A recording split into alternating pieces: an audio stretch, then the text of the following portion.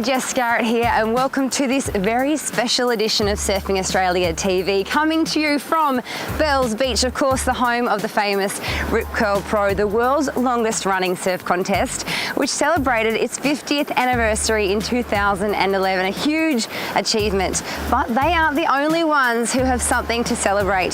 Surfing Australia was established in 1963 as the Australian Surf Riders Association. And if you've quickly done the maths in your head, you would have figured out that in 2013, we are also celebrating our 50th anniversary, a huge birthday, and we have so much planned to commemorate. Okay, first up on the show, we're heading to Sydney for the official launch of our 50th anniversary, being held at the Freshwater Surf Lifesaving Club, which in itself is a very significant location in the history of surfing in Australia. But to tell you more, here is the ever effervescent Tim Bailey.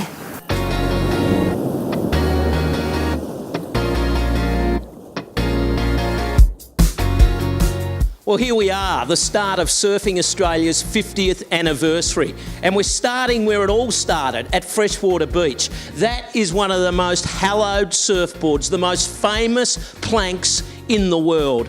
Duke Kohanamoku rode that board in 1915, February 1915, and that was the start of Australian surfing. We're about to celebrate, we've got all the names, and here we go.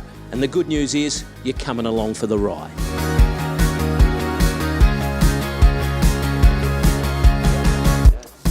It's nice to have a friend at the highest level of the political tree, and we have one here today, ladies and gentlemen. Can you please welcome him, the Honourable Wayne Swan, MP.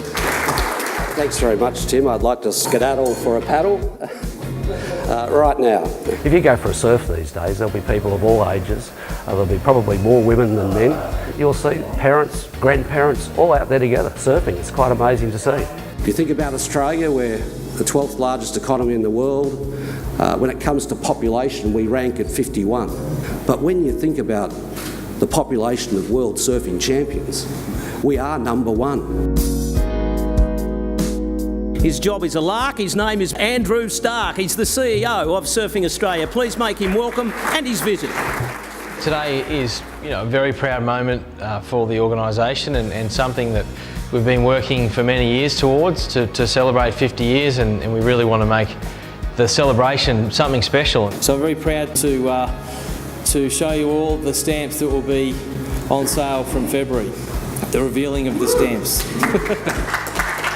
Look, it's been a mainstream sport in Australia in the sense that we've had enormous participation for so many years, but surfing to some extent has hit its light under a bushel, and now we're just telling the people the way it really is. No, there's no question it's a legitimate mainstream sport, and in many ways it says a lot about our country.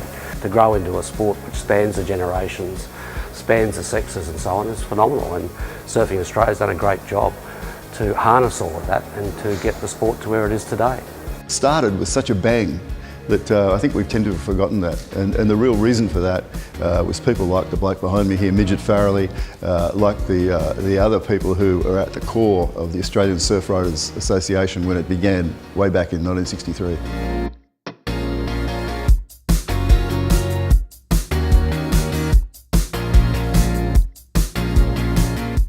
7 times ASP Women's World Champion and Surfing Australia board member, Lanos Beachley. Obviously the things that ring most true for me is winning world titles and essentially having the opportunity to not only become a world champion but rewrite the history books, create a lasting legacy and establish a wonderful platform for the likes of Stephanie Gilmore and other world champions to come through and legitimise women's world surfing. 4 times Men's World Champion Mark M.R. Richards. I didn't think we'd ever be at this point, where we've reached the 50-year milestone, and we have, this incredible book that Phil Jarrett has written being launched today, and also, it was launched by the acting Prime Minister, Wayne Swan. So, it's amazing to see where surfing was in the late 70s and where it is now, and it's incredible that it's held in such high regard in this country. 2 times ASP Men's World Champion and dodgy moustache grower, Tom Carroll. I want this to be a legitimate sport. So for me, there's been so many people along the way that have made that happen, but to see it come to this level today with the acting Prime Minister Wayne Swan, being a surfer himself, genuinely sort of expresses his support from the heart to Surfing Australia, and it's just extraordinary seeing that. For me, it's just we're light years ahead now. I'm really proud and I'm really stoked that it's happening on my watch. It's a milestone in Surfing Australia's history, and I'm looking forward to the next 50 years as well. I think last time I was at the High Performance Surfing Centre up in northern New South Wales, I declared that from that day forth I was going to be the Minister for Surfing. And today, as the Acting Prime Minister, I'm going to declare that surfing should be compulsory for everybody under 18. That is one of the privileges that does come.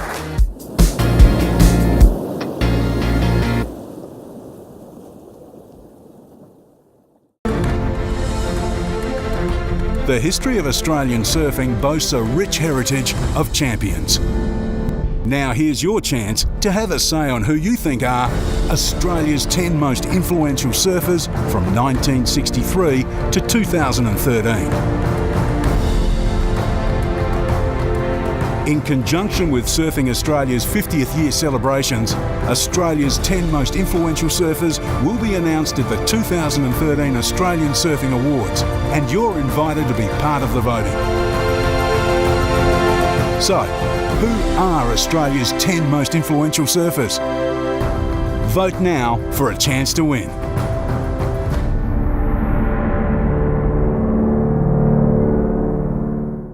Over the past 50 years, surfboard riding in Australia has moved from the rebel fringe to the sporting mainstream, producing some of the greatest champions the world has seen.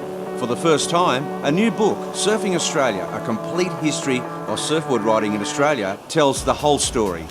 Not just of the half-century of organised surfing, but of the years of adventure and experimentation that preceded it. Do yourself a favour and buy it today. It's on sale at all good bookstores and the Surfing Australia website. What an epic launch, and we really do have so much planned to mark this momentous occasion. Now, you may have spotted our fabulous Surfing Australia coin. Well, a lot of time and a lot of love goes into making it that way.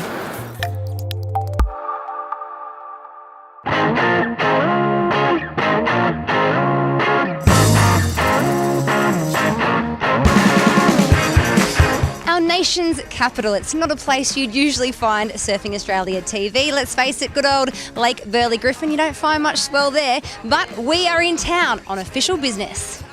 It's not every day you turn 50, so we're taking this big deal birthday seriously. Now, the fabulous folk from the Royal Australian Mint are just as amped as we are, and as we speak, a Surfing Australia 50th anniversary commemorative coin is being created, another way to celebrate this massive milestone. Vanessa Russell-Steele is our tour guide for the day. Vanessa, thanks for hanging out with Surfing Australia today. We are very excited to be here. Now, commemorative coins, like, can anyone get on one? Is it a big deal? Ooh, it's a pretty big deal. You have to have something that's important to all Australians, as Surfing Australia is. It's one of our favourite pastimes. And also because it's such a special anniversary, 50 years, we thought it was a great opportunity to get you guys on a coin. And we have scored VIP access. We are going behind the scenes to check out the coin and the whole process. So let's get cracking.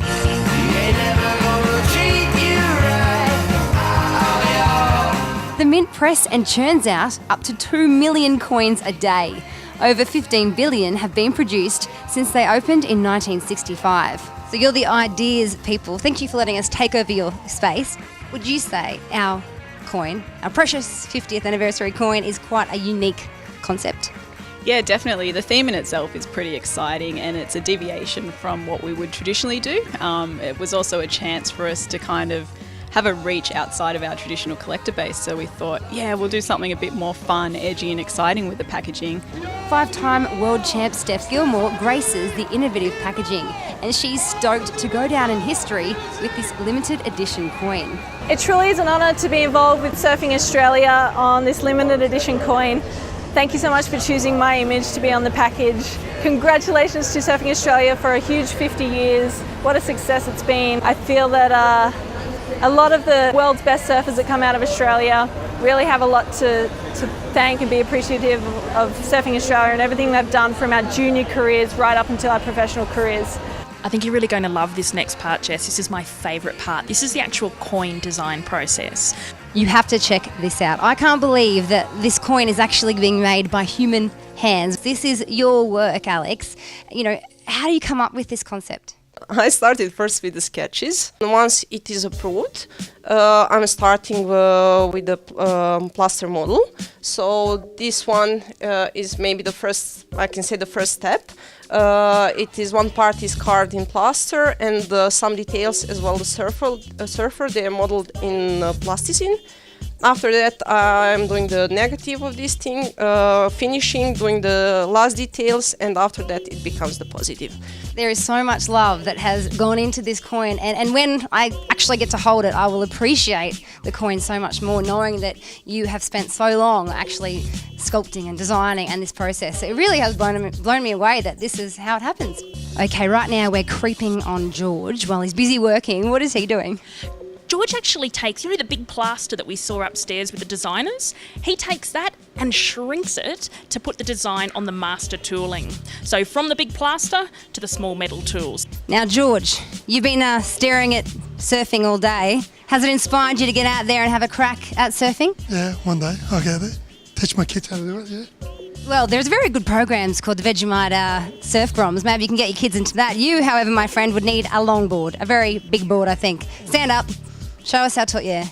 A little bit taller. Well, thank you. We'll let you get back to work. We won't hold up your day too much. Thanks, George. Okay, I am super excited. This is the final stage in the process. We've done the mint, we've toured the mint just to get here and see our Surfing Australia coin. Now, Jared seems like a nice kind of guy. Do you reckon he'll, Jared, let me touch our coin, get it in my hands and actually feel it for myself? What do you reckon, Jared? Come on, Jared, be a good bloke. Here it is. It is our very own 50th anniversary commemorative coin right here. Do you think that seeing as though it is ours, I could just take one for a souvenir? Good luck getting that one through security. That's all I've got to say about that. You can only have a go. It's iconic. It's an Australian pastime that everyone should appreciate and love. So I think that, I hope that everyone in Australia, not just surfers, will embrace our coin and get behind us and support Surfing Australia. I think they will. With a beautiful coin like this, you can't go wrong. If you want to own a piece of Surfing Australia history, you can get your hands on our limited edition commemorative coin at these locations.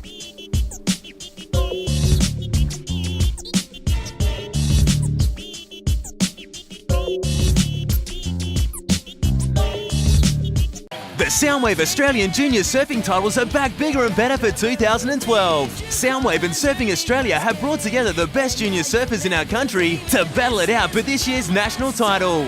It'll be state against state and mate against mate, as all the action goes down this year from the 1st to the 8th of December, Nabina, Tasmania. So check AustralianJuniorSurfingTitles.com for all the details, daily updates and results. The 2012 Soundwave Australian Junior Surfing titles. Rocking out with Soundwave and Surfing Australia.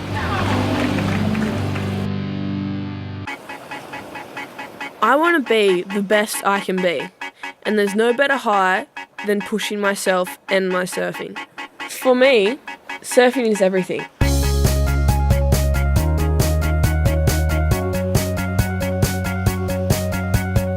I can't imagine not having surfing with me for the rest of my life. Don't let drugs destroy your future.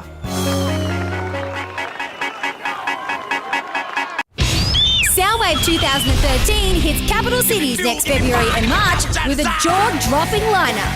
Metallica, Linkin Park, Blink-182, A Perfect Circle, The Offspring, plus Paramore, Garbage, Tomahawk, Stone Sour, Caius Lives, Anthrax, Sum 41, Dragon Force, All Time Low, and many more.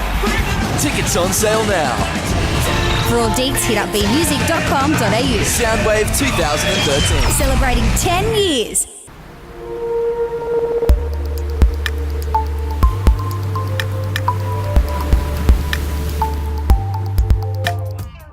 To round off our trip to the ACT, Surfing Australia was invited to join a couple of familiar Canberra faces at an event that recognised just how far our sport has come in the last nearly 50 years.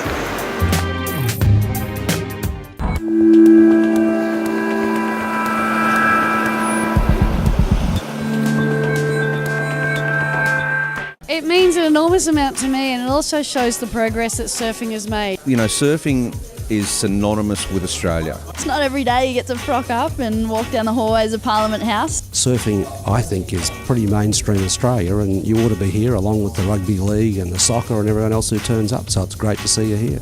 And I think we're going to have a fun night. In true testament to the evolution of our sport, tonight Surfing Australia has been invited to Parliament House for the inaugural Surfing Legends Dinner. The event is held by the Sports Advocacy Group, an independent body which aims to combine the expertise of the sports industry with the needs and aspirations of the Australian public to provide a voice for sport.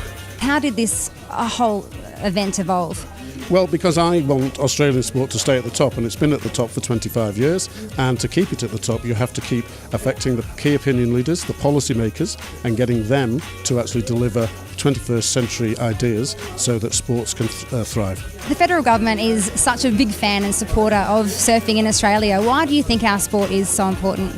Well, for a number of reasons. First of all, it's part of our culture and our self-identity. You know, you think of great surfers and you do think of Australia, and with such a high proportion of our population living on the beach, everyone's had a little bit of exposure to the sport one way or another. So it's a huge part of our popular culture. Honourable Wayne Swan. We don't need to use honourable. You don't need to? But you're still in a suit, so I feel like I need to. Yeah, well, I could hardly stand here in board shorts, could I? You're the self-appointed Minister of Surfing. What are you hoping that we get out of tonight's dinner? I hope that we connect better and we can work together in the future. I mean, I think it's already happening, but why wouldn't you be here and talking to parliamentarians and everybody else about things that matter to your sport? Our beautiful coastline. And we can take that out to the world, because the one thing is what us young Australians get, and I don't see anywhere else in the world, is this affinity with the ocean. What we've got to do is make sure that that surfing in Australia is noticed here in Canberra, and I think you certainly are. This is a chance for us to be heard, to get our voice out there. Yeah, absolutely. It's our time to shine. It's our time to tell our story, and I think there's no better way to tell your story than in person, but also, you know, really demonstrate and show where we're going and where we're headed with the sport. So it's a great moment for Surfing Australia, but importantly for surfing as a sport. I got second to Tom in '84, and I'm just starting to deal with it now. What are you hoping comes out of tonight? I think it's a little bit of paying back to the government, because the government's been so supportive of us. So we're not looking for anything. I think it's just, you know, a little bit of paying the rent and just saying this is who we are and this is what we are. You know, I knew that soon, you know, there'd be professional people, there'd be doctors, there'd be accountants, there'd be politicians would be very proud to call themselves surfers. I feel quite humbled. And they are just amazing ambassadors, aren't they? Incredible ambassadors, and I think one of the best things about our ambassadors is they speak from the heart. And I can't think of a more blessed position to be in than to be a professional surfer. We have contributed to the fabric of sports in Australia a lot, haven't we? Look, you have, and I think one of the great things about surfing too is that it does have that iconic association with beaches and lifestyle. You know, I think the wonderful role models that surfing generates in Australia, so many of them, like Lane Beachley, have gone on to become spokespeople for sports well beyond surfing itself. Did you ever think that you'd be here, that surfing would be brought to Parliament House? No.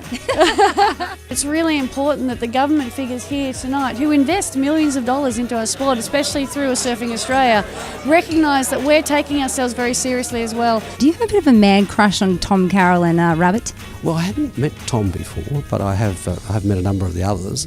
And I didn't realise just how wiry and small Tom was. I mean, it gives me even more respect for the fact he can take on those waves. It's pretty amazing. It's kind of unbelievable, really. And the fact that as we were walking in, we had that, you know, kind of serendipitous moment with Julia Gillard and Lane's. They kind of bing.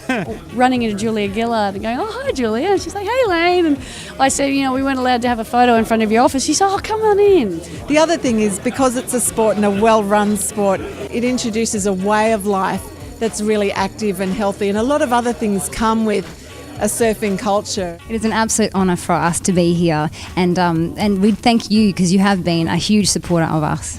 Well, we continue to excel in the world, but it's good that they've taken the time to come here and talk to us. We feel very privileged. If that's not just I guess, a display of surfing making it in the Australian landscape and being taken seriously, then what is?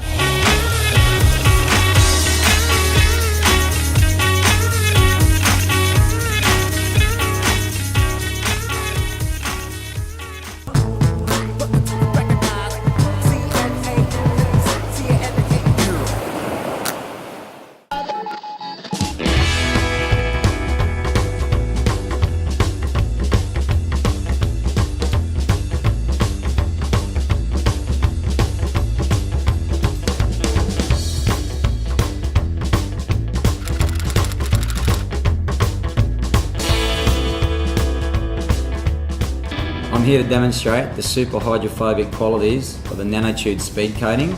And so basically what I'm going to show you here is I'm going to shake these two bottles up here, and what you see is the Nanotune, which is being coated, just drips straight away. And this is an untreated side, which you can see here is still, all the water is stuck to the side. So with paddleboarding, and what I like to do with the paddleboarding, you know, if that's a 1% or 2% difference over a 5-hour race, that could be the difference between 5 minutes or 10 minutes being in front or behind. So, saying the Molokai Channel, you could try and you know, get on a bump which is going to project you 100 metres, and if you don't quite get that, that's 100 metres that you lose, and you're never ever going to get to catch up. So with the Nanotune protection on the bottom of your board, you are going to get that projection, you are going to get the glide, which in turn is going to get you to the end of the race faster. So this is the pre-tuner. Basically, I'm just going to spray the board lightly here. And here we are, just rubbing it on nice and light. Circular motion, not too hard. So now step 2, the most important part of the nano-tuning process, which is the speed coating. So basically what you do, get this light coating over half the board at the start, and you've got to shake it, actually. Shake it really good, because that's what the shaking does, you get all the nanoparticles moving and gets onto your board. So now, basically just a nice, even circular motion. I like to hit the rails, also the fins, because any surface that's hitting the water, you know, you want to get the maximum performance out of it. Even nano-tune the fin. JM Futures there. Great thing about this is the process only takes a few minutes, and your board is nano-tuned and ready to fly. The simple 2-step process to nano-tune your board takes less than 2 minutes. I guarantee the results will be amazing. For a one-time application, check out the Nano Speed Wipe. They're rad.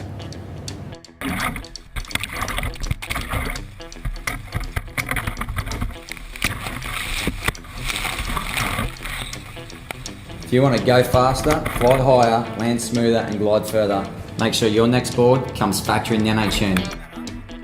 I'm Jamie Mitchell, reminding you to stay tuned.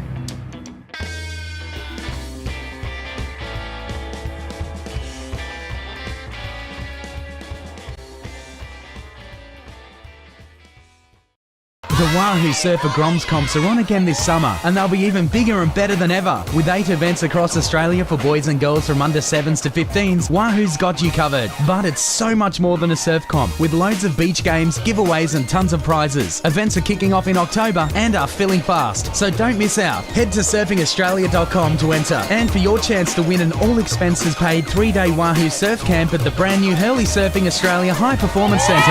Wahoo, Aussie as. The history of Australian surfing boasts a rich heritage of champions. Now here's your chance to have a say on who you think are Australia's 10 most influential surfers from 1963 to 2013. In conjunction with Surfing Australia's 50th year celebrations, Australia's 10 most influential surfers will be announced at the 2013 Australian Surfing Awards, and you're invited to be part of the voting. So, who are Australia's 10 most influential surfers? Vote now for a chance to win.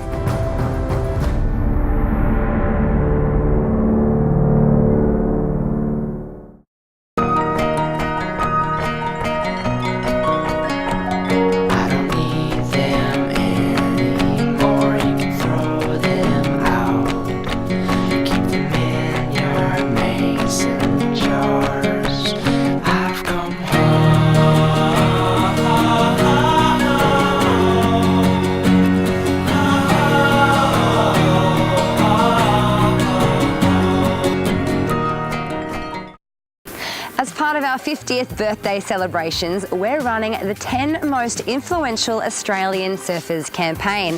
And I'm tipping 5-time world champ Steph Gilmore to be on that illustrious list. And what better way to wrap up today's show than going one-on-one with the legend herself. Hey, I'm Stephanie Gilmore. I joined the ASP World Tour when I was 19 years old, and I won the world title in my rookie year. It was definitely a whirlwind start, and it was difficult to maintain that sort of focus. I've heard a lot of people tell me that it's easier to win a world title than it is to defend it, and it's true. Looking back, I now realise what a big deal it was to win 4 world titles in a row, and I'm really proud of that. In 2011, I lost my title to Carissa Moore, and this year I feel more driven than any of my previous 4 years to win it back.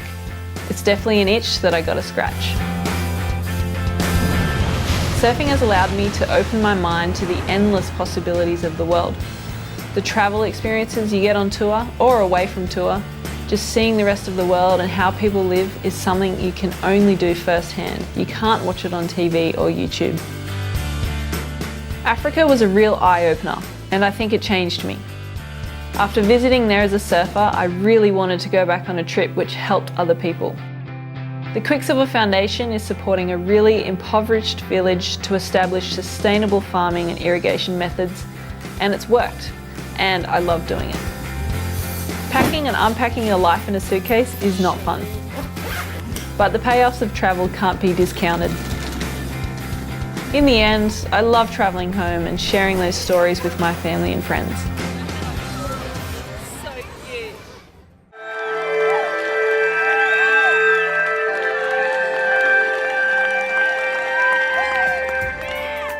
Well, we're just about out of time on today's show. For more information on anything that you have seen on today's episode, just head to our website. And while you're on the web, we would love it if you hit us up on the usual social media suspects. I'm Jess Skarratt. Thanks for tuning in, and I'll see you next time for more Surfing Australia TV.